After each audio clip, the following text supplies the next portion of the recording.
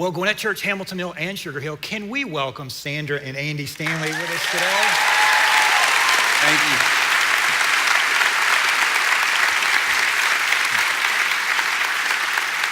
We're so honored that y'all are here. And today we're in this series, #Goals, and you probably have a vacation goal or a retirement goal or career goal. And today we're talking about relationship goals because we all have relationships and we all want them to work. And so Wendy and I have been greatly influenced by Sandra and Andy. So we're going to talk about marriage and parenting and family. But before all that happens, we'd love to hear, we get to see you on the screen, Andy, but we don't get to see you very much, Sandra. So we're so thrilled that you're here. So we would love to hear a little bit about your story, your kids, and where you are in your season of life. Yeah, let's see. You tell them your version. My version, the real version. Yeah.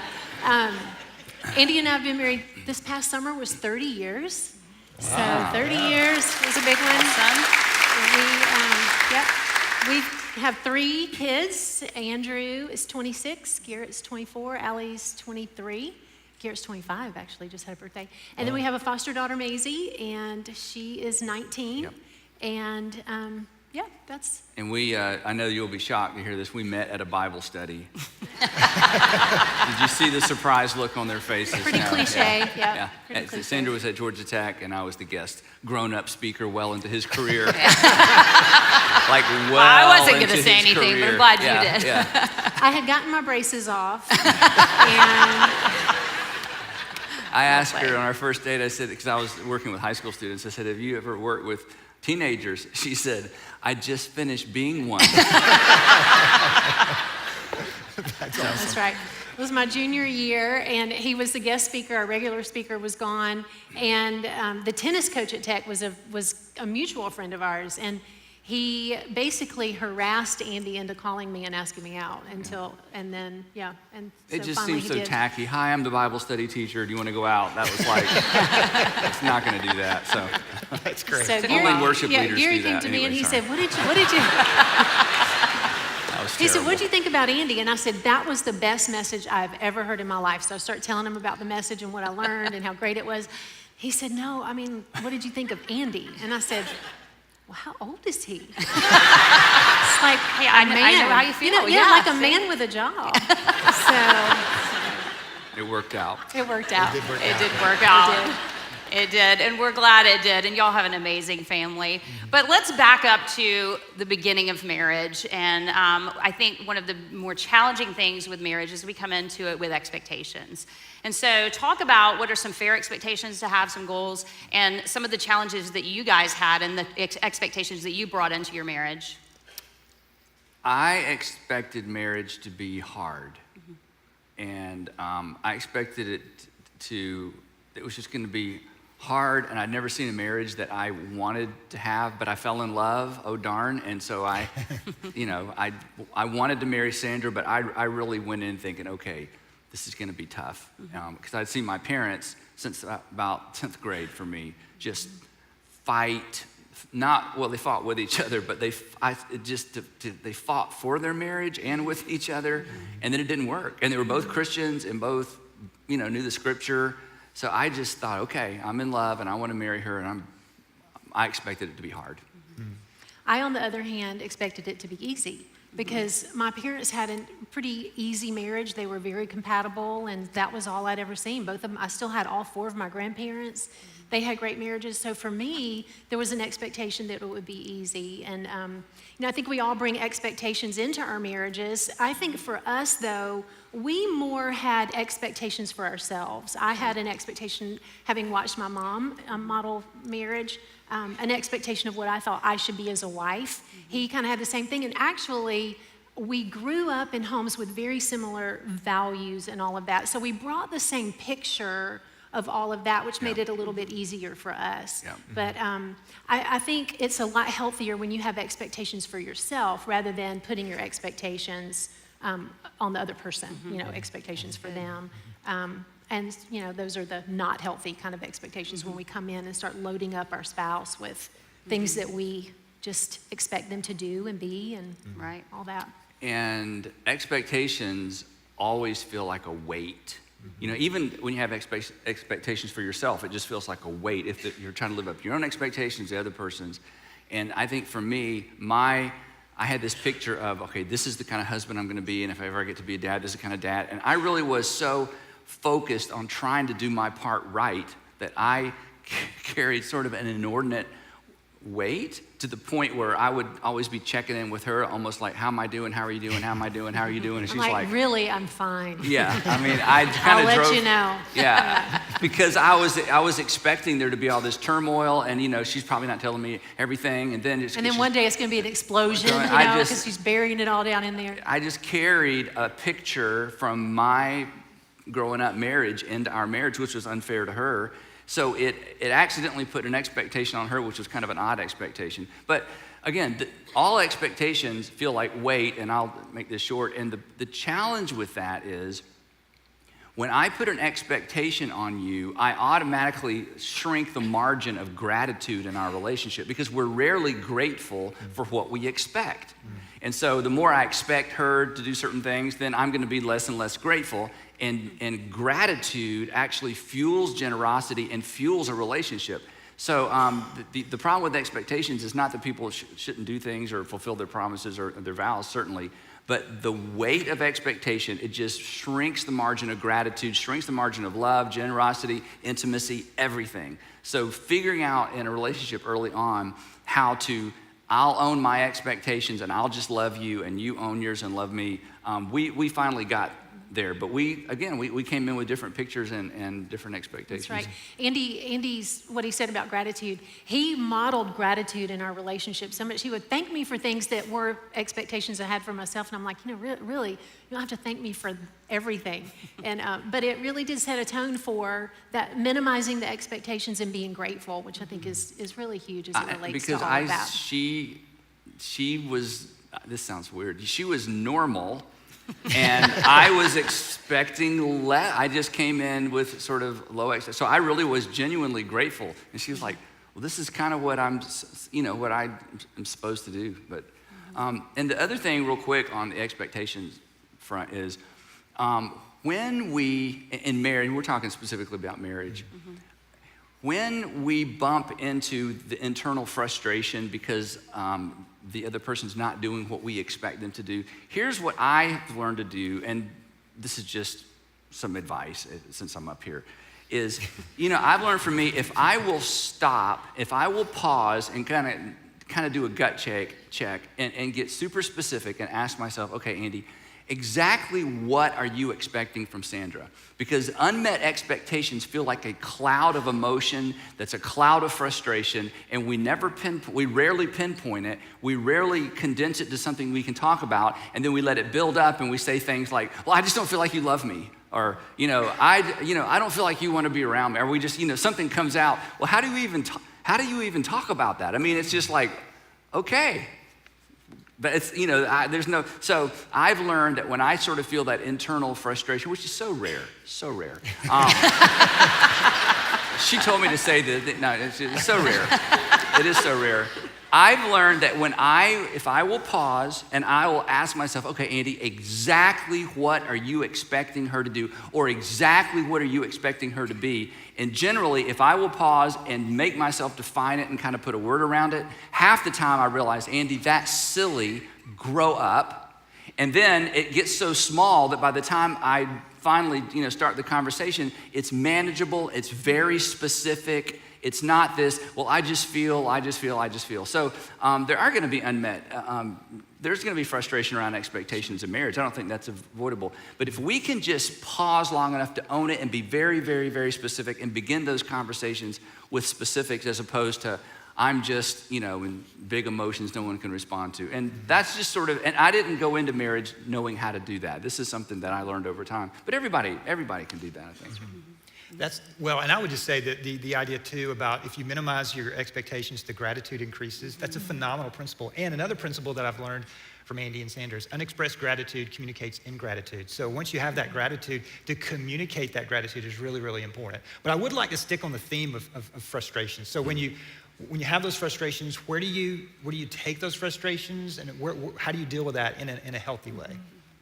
Sandra's had far more experience in this than I have. That's not true. That's not true. You know, I think in a lot of the circles that many of us navigate, we're told, take your frustrations to God, take your frustrations to God. And none of us know exactly what that means or what that is supposed to look like. It's not one of those things where we go to God and go, okay, God, here's what he did, and now let's just be mad at him together, you know. I think taking our frustrations to the Lord, which is, I think is super important, is all about the regular rhythm of the time that we pull away from him to him daily, pulling away from the activities and all the stuff of life, and draw near to our Heavenly Father, just in that regular rhythm. And in that rhythm, when we're praying, when we're in Scripture, God does something in us, I think, that sort of minimizes that frustration. It's a little bit of what Andy was talking about. He works in our heart first, that by the time we go to have a conversation, which many times we need to have, it's minimized. We've recognized our part. God has shown us something that we need to work on. It just diffuses, I think, the frustration when in the regular rhythm of our everyday, we are pulling away and having time alone with our Heavenly Father, whether, you know, call it a quiet time or whatever. We are super aware that in different seasons of life, that looks different. My quiet time was so different when I had little kids at home than it is now. Different seasons are different, but in that regular rhythm of our day, when we pull away, it minimizes all of that. It doesn't minimize our frustrations, but it certainly gives us direction and wisdom and ownership of our part and all of that, when God just meets us in that unique place, that unique posture of humility and just drawing near to our Heavenly Father. Mm-hmm. Yeah, I would just add to that. And I think this is something that some of us were taught as kids to have a quiet time. I think most adults, it's not a habit. It is for us, but as I talk to friends, it's just and so what happens is, I'm convinced everybody needs a moment, I think every day, but 5 days a week.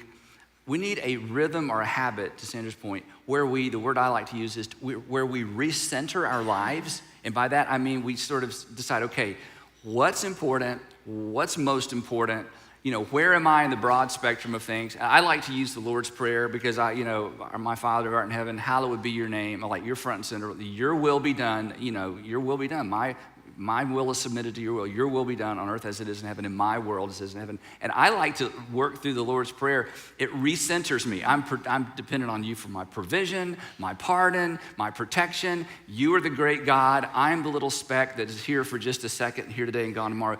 And to bring my marriage, kid, work, money, pressure, all of it into proper perspective allows me to better respond to what otherwise seems to be my whole world. So if you have children and you have one of your children who's just going through a tough time, I mean, we all know this, that becomes your whole world. In fact, to the point where, do I have other kids? I mean, you know what I'm saying? It just gets this big. Or if you're going through a tough season in your marriage, that thing just, it becomes your whole world. Well, it's not your whole world, and it's not the whole world. And having the daily routine of recentering, putting everything in perspective and not waiting until there's a crisis and start praying about my marriage. I just think for both of us, that has just been, that constant recentering prepares us, I think, to keep those things in perspective. And again, to ask the question, because if you're having a morning quiet time or a daily quiet time, you're asking in some capacity, God, what do you need to do in me? What do I need to do? How do I become a better person, a better follower in marriage, as a father, as a wife and mom, whatever it might be. So that I think sets the stage for those big moments where we really have things to deal with. So the other thing too on this, and I stole this phrase from Marcus Buckingham from a book that he wrote years ago. He talked about this research with couples who went the distance, and he used the phrase, a generous explanation. And I love this, a generous explanation. And Sandra and I, through the years, in fact, this research argues that every successful couple does this, whether they have words to explain it or not.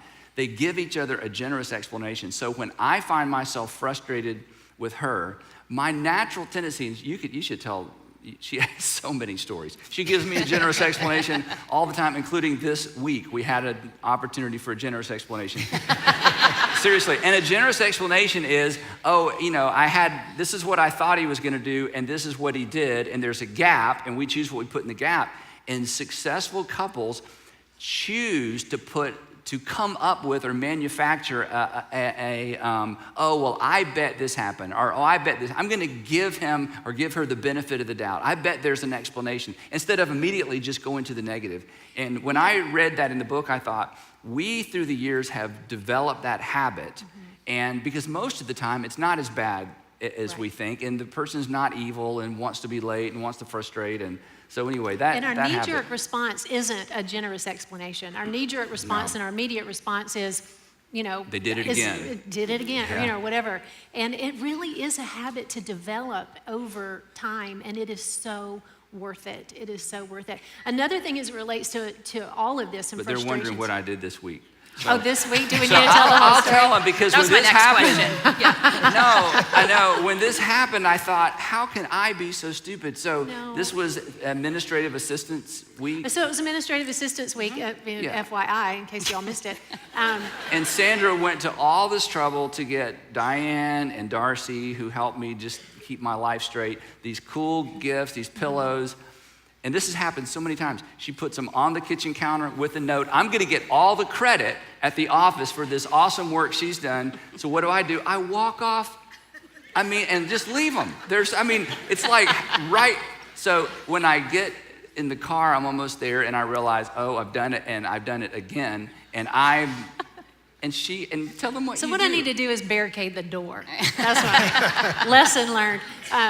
No, and so when I look at it, because I know him. So she walks in the kitchen, and there it is with the note. Don't forget to take these. Right where she left it the night before. Thing. I know, here's one thing I know about him is he loves to take things off of me. He loves to be helpful. He loves to do all that. And so as soon as I saw it, I thought, oh no, he's going to feel so bad about this.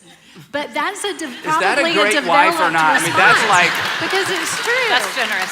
So anyway. I do not deserve that. That's what she does.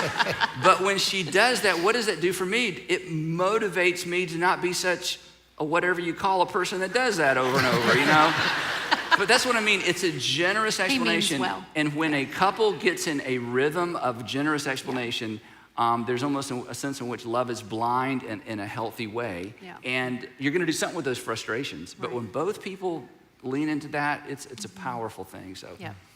And the last thing I'll say about frustrations is one of the things I have actually learned from him, because he's masterful at it, is the whole idea of approach. When we're frustrated, when something happens again, or when something happens, our approach is everything. And my tendency is to just rush in and, with the kids or whatever, and, kind of take it, and then leave everybody bloody on the floor. So just, Her dad is a Marine, okay? Right. So there's, yeah.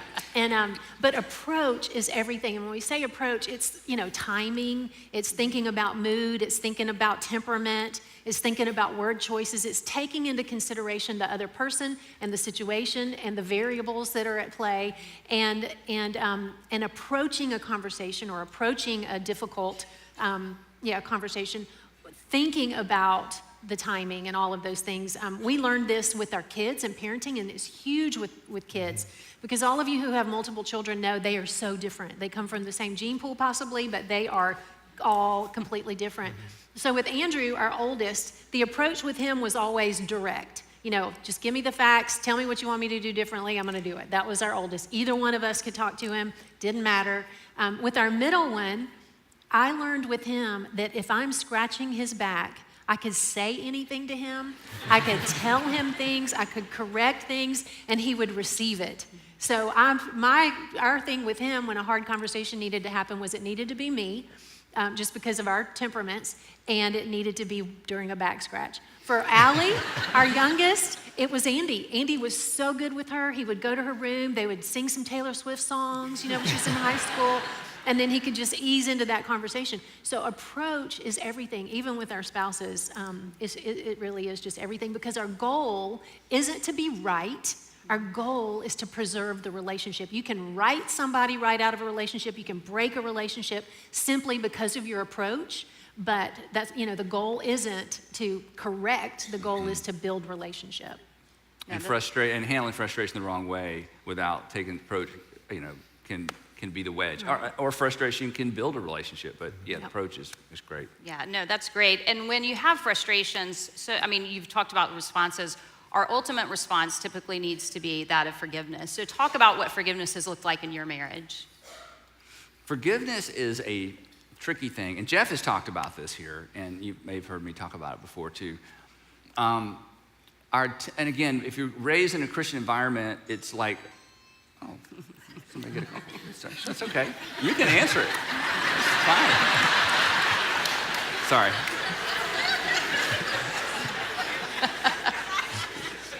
Sorry. Forgiveness. See, I forgive you. So we had an example right here. You know what? Well now played. you're going to have to forgive me for pointing you out. So it's a cycle. It's bad when it's the preacher's wife, and it has happened to me more than once. Yes. So, like, oops. So the tricky thing about forgiveness is this. Forgiveness, when we're hurt and we're angry, it creates somewhat of a debtor relationship. You've taken something from me, and now you owe me, and now I'm mad. And so the key to forgiveness is, again, it goes back to pausing, and instead of just being mad and being angry and telling my story and you shouldn't have and you did this, it's asking the question, okay, what did this person take from me? Because I feel like they owe me something. And we even have language for this. You owe me an apology, okay? But specifically, what did they take? Did they take time? Did they take respect? Did they take my reputation in the community or with the family? Did they take what did they take? Because if you and I can narrow it down to specifically what do I think they owe me, it makes it smaller, it makes it more manageable, and it makes it possible to forgive. I don't think you can really forgive a person if you haven't identified what they've taken from you. Yeah. That's why you have had the frustrating experience of, well, I have forgiven him, I've forgiven him. It's like, where's all that energy coming from? I don't know, but I forgave him. It's like, I don't think so. But anyway, or you've even said, or you said, we've all, I tried to forgive, I try to forgive, I try to forgive. Well, the reason you keep throwing the words out there because we're Christians or you're a good person, you should forgive, until you identify what specifically, and sometimes it's a list that she took from me or he took from me during the season or during that conversation, it's very difficult then to say, okay, because forgiveness is, this is what he or she took. I am canceling that debt. I am deciding you don't owe me anymore. But I can't decide you don't owe me anymore until I've recognized what it is you owe me. And I know that sounds like a lot of gobbledygook. But again, the process of narrowing that down, especially in an ongoing relationship, and especially when in marriage, it's the same thing oftentimes, not every day or every week, but there's patterns. I tend to hurt Sandra the same way. It's not like I come up with new, inventive, creative things because, when personalities clash, So when you have to forgive somebody for the same thing over and over, again, it's identifying, okay, I'm not going to let this become the whole relationship. Identify what it is. I'm choosing that you don't owe me. So I think understanding the dynamics of forgiveness is as important as forgiving in a relationship. And again, because it's, there's daily interaction in a marriage, you've got to be able to narrow that down, or it becomes the whole relationship. I don't know if that made sense or not. Yeah, that's great. Yeah, no, that's awesome. And one thing that helped Jeff and I early on in our relationship was we learned about the 5 love languages. It's a book by Gary Chapman. If you haven't heard of it, you should get it because it was a game changer for us. It really helped us understand each other, how to communicate and love each other well. And I know that's been important with you guys as well. Talk through that and other tools and assessments that you guys have, used to learn more about each other so that you can, better your marriage and love each other really well. Yeah, we live in a day and age with so many resources and so many things that are helpful. Yeah. One of the things, our small group just finished doing, I Said This, You Heard That, the new study on temperament. Some of y'all have done it. How many of y'all have done that? I'm just curious. Yes. Oh, yeah. Oh my goodness. We actually have it out in the gift shop, yeah. gift store, what a bookstore, resource. Jesus junk. Jesus junk, whatever. Yeah, it was so great. It was really, really great for our small group. We just finished it. It was awesome. We wish we had that resource when our kids were younger, but highly recommend that. It's awesome. Any Enneagram people here? Yeah. They Okay, always so make a noise. Allie is an Enneagram person, so we've been learning all about Enneagram, and it has been, even after 30 years of marriage, I've learned that he's a 5. And for those of you who don't know Enneagram, that doesn't mean anything to you, but it has really been helpful to me. And I've learned that I'm a 1, So until recently, I didn't understand what's so hard about everybody ordering their world by, color and size and, just labels and, why doesn't everybody have a label maker? And what's so hard in your closet about sleeveless, short sleeve, 3/4 length, long sleeve? I just don't understand that. I told her, don't use that when no one is ever going to invite you to their house if you talk that way. So I've learned that about myself too, which has allowed me to offer a little more grace, but that's been good. But really, the 5 love languages that Wendy mentioned was so good. We did that in one of our earliest small groups when our kids I don't even think we had Allie, we just had the boys, and they were little guys, and it was revolutionary because we learned he's quality of time and I'm acts of service, and those two things can tend to clash a little bit, and we just learned how to love each other the way the other person needs to be loved, rather than me just serving, and he's over there lonely and sad because I won't talk to him. So, so those have been great for us. Yeah. And there's so many more. We actually did the 5 Love Languages book in our community group when our kids were super young, as you mentioned. And there was we had one particular incident that really was kind of revolutionary for me. I'll tell this story real quick. I think y'all have heard it before. So our small group had just left, and so we had 2 babies at the time, maybe all.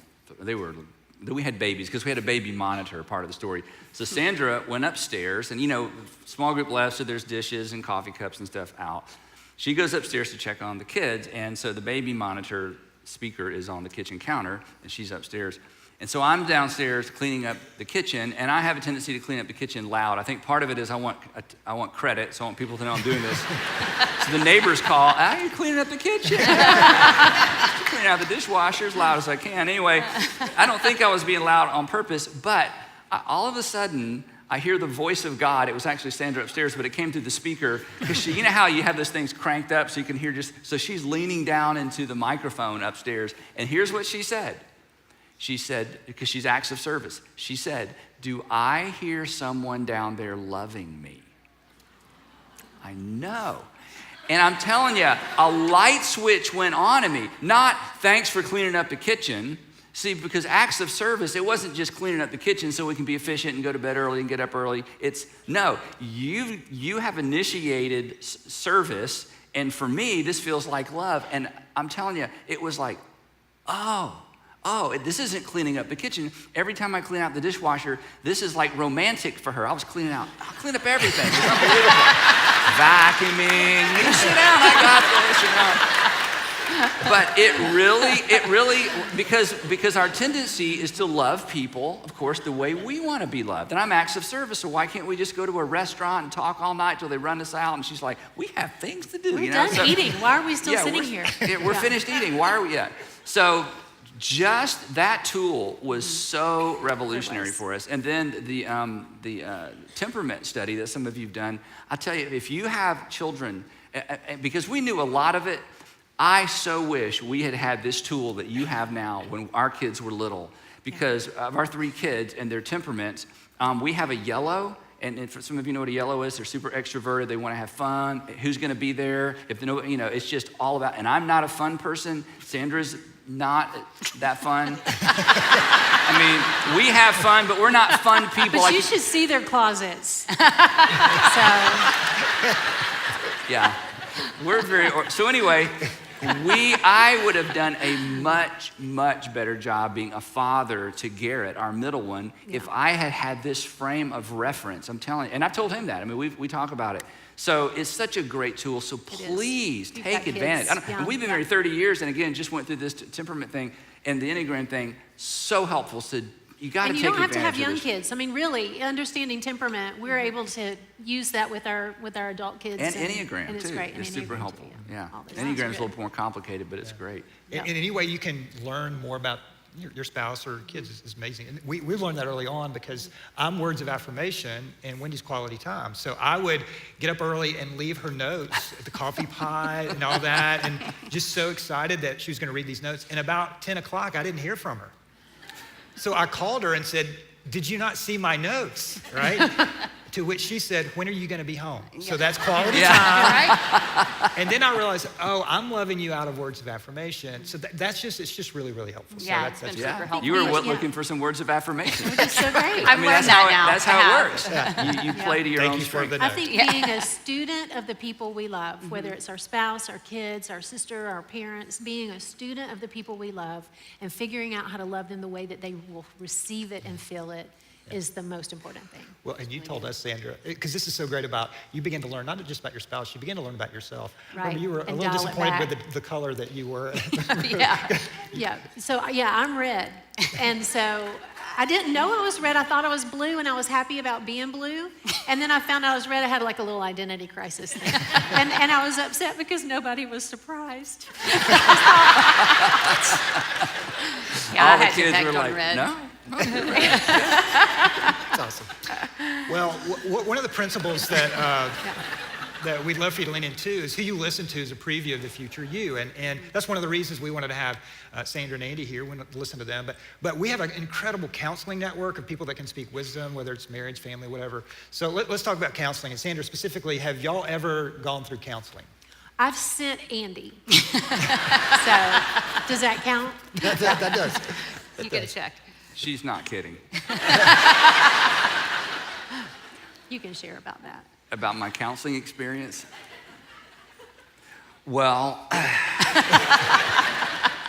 when we left, when I quit working for my dad, it was very tumultuous. Emotionally, it was public, it was crazy, and I was very angry.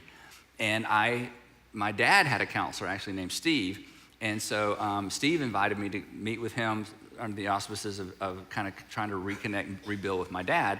And in my one-on-one time with Steve, he realized, this young man needs some help, which I did. No, I did.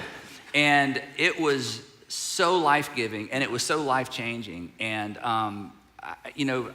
women oftentimes are, because I think just more relationally wired, it's easier for you to move in that direction. Men, we do not like to be told what to do. I mean, nobody really loves to be told what to do, but men tend to be more that way. This is one of the challenges for me and Jeff as pastors. We understand that, you may have never felt this way. I feel this way on your behalf. To come to church every Sunday and sit in rows and have another man tell you how to live your life, and your wife's going,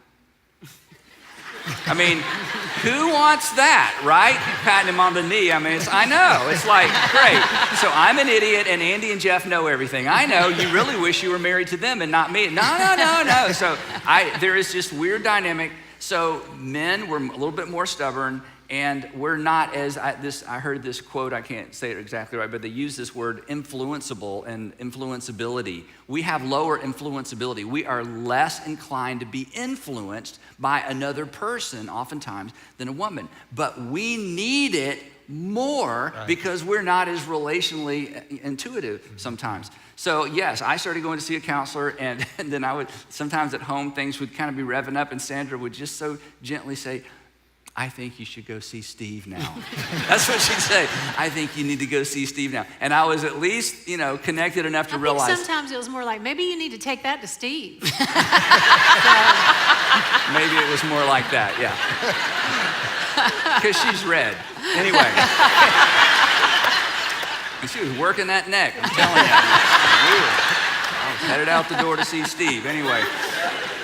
But Sandra didn't have an official counselor, but you had somebody who kind of played that role in your life as well. I really did. When the boys were little, I identified a lady who had raised 3 boys, and she was a pastor's wife, so she had done, decades of being a pastor's wife. And so basically I stalked her and harassed her until she agreed to meet with me. And she's been meeting with me really for about 25 years, just helping me navigate life in ministry and life as a mom and all of those things. So I think Andy and I both would say there is no shame in bringing a third party along, whether it's a mentor, whether it's a formal counselor, whether it's a couple a little further down the road than you are.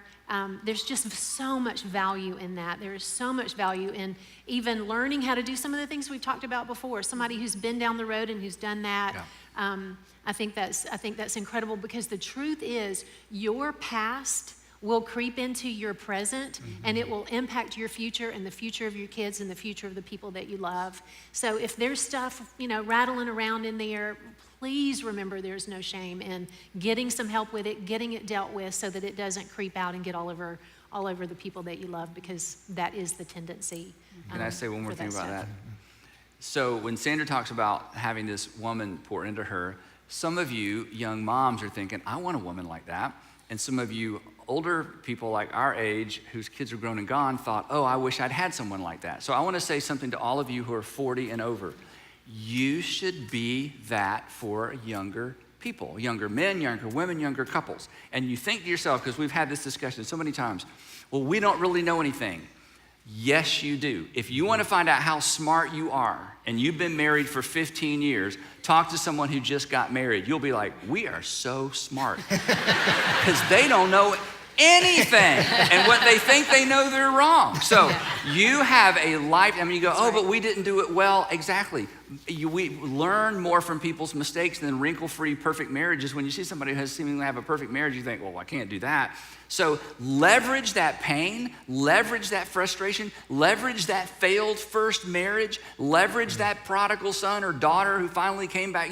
You've got life experiences that are so valuable, and they are not gonna have near the value they could have if you aren't willing to open your hands and make yourself available. And we have this incredible 2-to-1 program we do for young couples.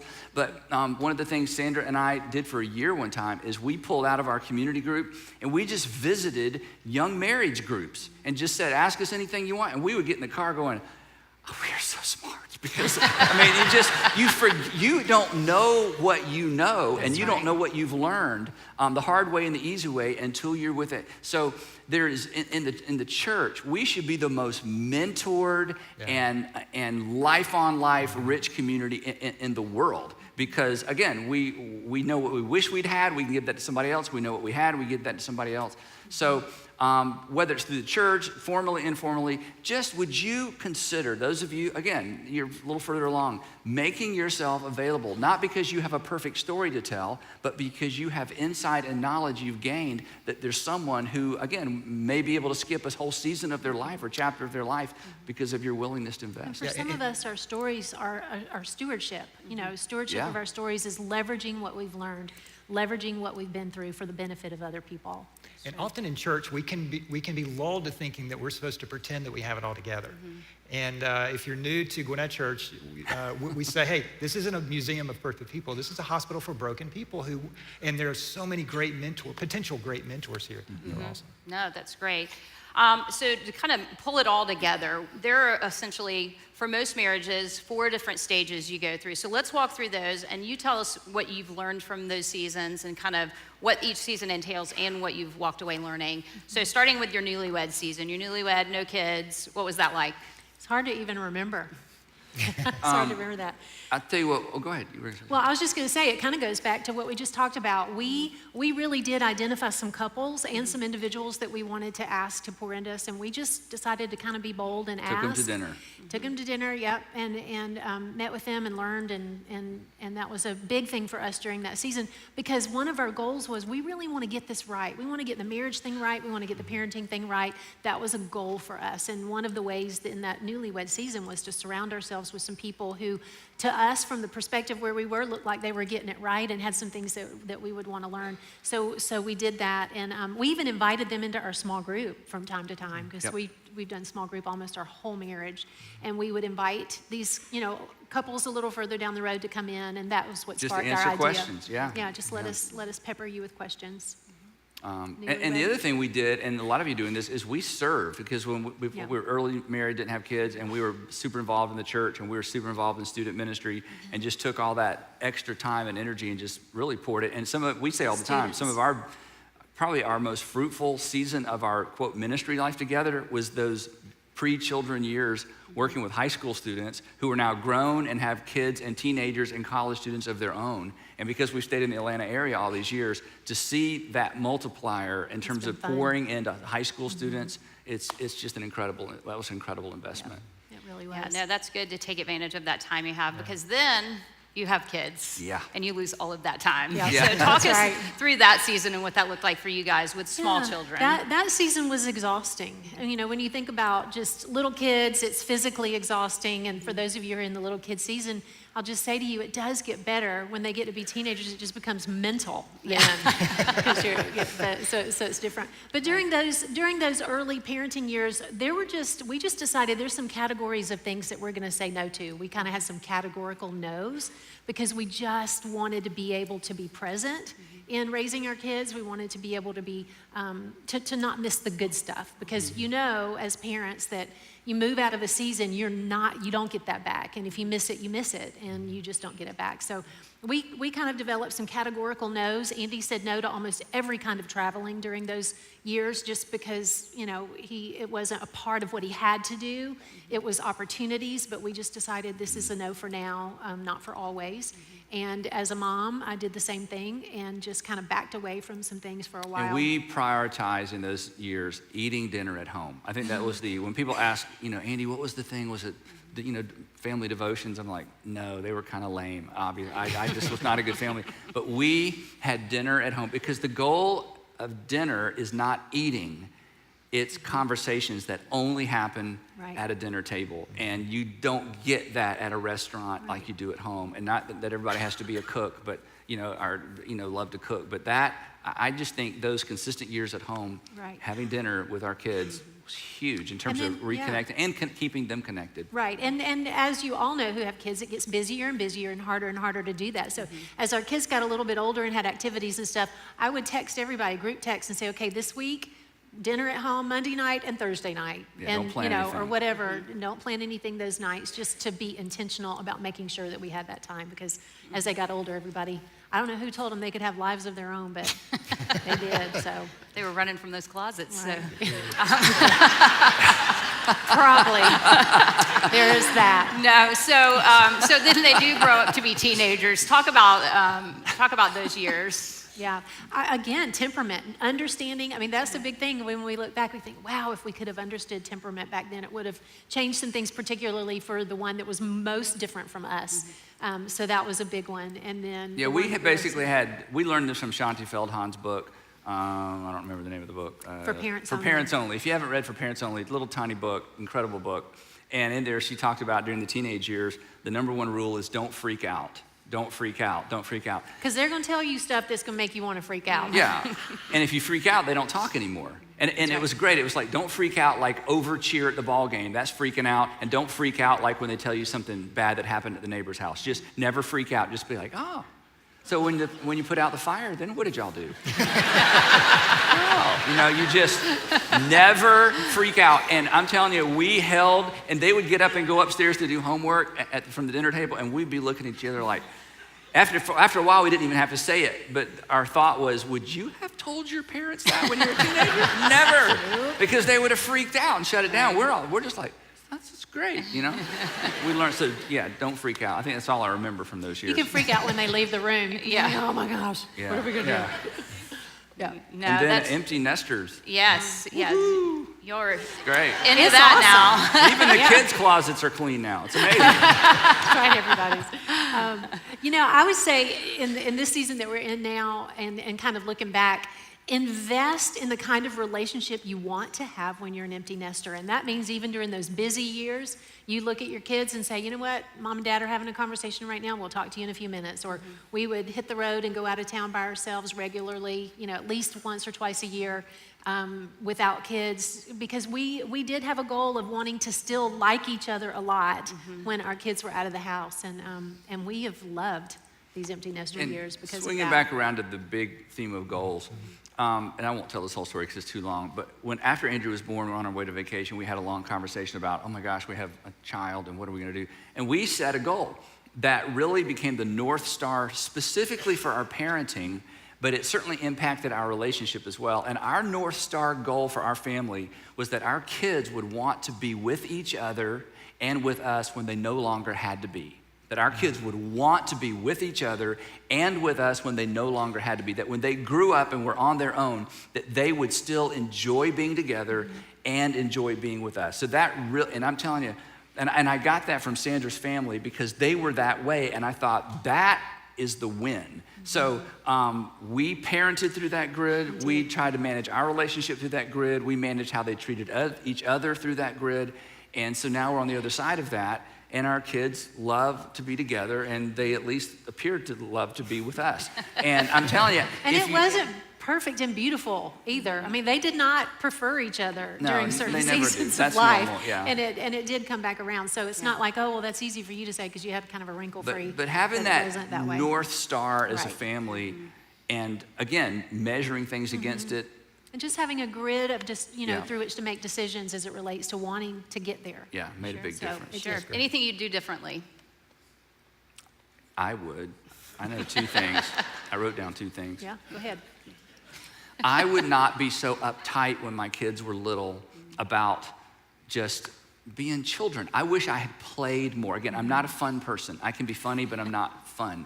I wish I had been more of a playful person. And I'll tell you where I was reminded of this real quick. We fostered, and so at one point we had 3 little girls living with us who were 5, 7, and 8. They were 5, 11, and 12. 5, 11, and 12. It's close. But there was a 5-year-old. Okay, Yeah. and that's who I want to tell you about. So she was 5, and they're foster kids, so won't go into all that. But when she came into our home, somebody had given her roller skates, and she'd never skated outside with them. And we would, just to keep her entertained, I would let her roller skate in our house, like around the kitchen island, down the living room, all across the hardwoods, and run across the carpet. Just her name's. Can I say her? Well, anyway. No, she's not 18 She's not yet. 18 yet. But anyway, she just roller skate. Well, our kids who were all older would come over and they would be like, No, they would say, have you? Dad, you didn't even let us run in the house. And she's like, we'll fix the floors, whatever, And as she would just, roller skate around the house, I would think to myself, I wish I had been more that way. And then the other thing, my other regret is when my kids were teenagers, I wish I had engaged more with their friends. I knew their friends' names kind of, but I just didn't engage. I would go back and be more engaging with my kids' teenage friends. They may not want me to, but I saw other dads do a great job at that appropriately, and I just thought, I wish I was more like that. So. Yeah.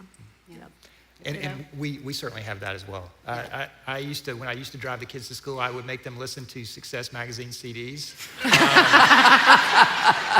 And I thought that's a fantastic thing. And now I realize that's what they're going to be in counseling for. Yeah. Years from now. So you're not fun either. No, I'm not fun either. But Wendy can tell you I'm that. fun. Wendy's a fun one of the 4 of us. There's wonderful. Well, Gwinnett Church, Hamilton Mill, and Sugar Hill, hasn't this been amazing? Can y'all?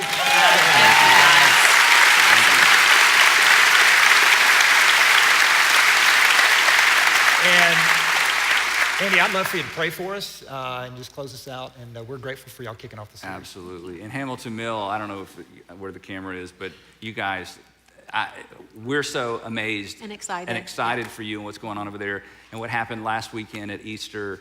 And so thanks for loving that community, and thanks for loving each other, and thanks for being a part of what God's doing in our city and in Gwinnett County and in the world. So let's pray together. Father, thank you for our families. Thank you for the good and the bad. Thank you for the regrets. Thank you for what we learned from those. Father, thank you even for a bit of the dysfunction that causes us to get on our knees and not only just pray hard, but for some of us, pray for the first time in a long time. And you have a way of causing us to lift our eyes when things spin out of control. And we cannot control another person. We all confess we have a hard time controlling ourselves, or controlling us.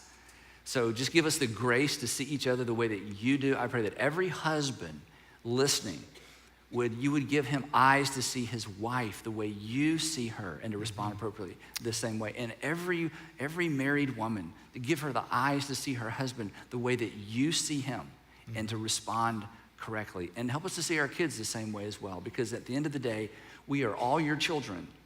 And Sandra is your daughter before she's my wife. And my children are your sons and daughters before they're even my children. And so give us that perspective, and then give us the grace to respond appropriately. And we love you so much in Jesus' name. Amen. Yeah. Amen. Next week, we're going to be talking about work and career goals. A mutual friend of ours, Cliff Robinson, who's the senior VP of operations for Chick-fil-A, maybe you've heard of them, is going to be here, and we're going to be talking about work and career, so don't miss that. Until then, have a great week. We'll see you next Sunday.